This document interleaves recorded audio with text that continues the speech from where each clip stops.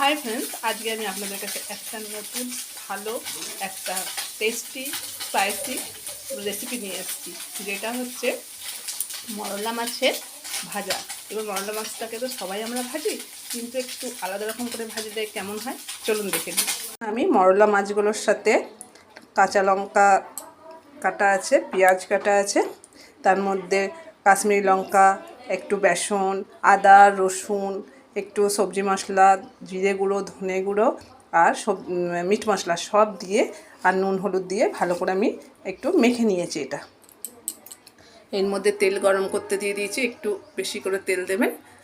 তেল গরম করতে দিয়েছি, এবার সেইগুলোকে ভালো করে মিক্স করার পরে সেগুলোকে একটুখানি তেলে ভালো করে ফ্রাই করে নিতে হবে।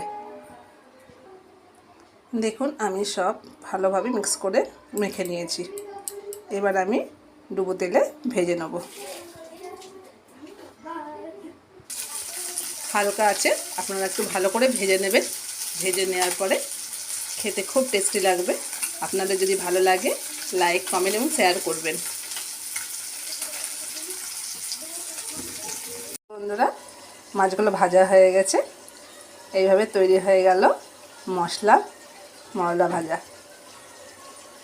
দেখুন খেতে খুব খুব স্বাদ লাগে, খুব সুস্বাদু হয় এবং ঝাল ঝাল হয়। গরম ভাতের সাথে আপনারা খেতে পারেন বা শুধুও খেতে পারেন।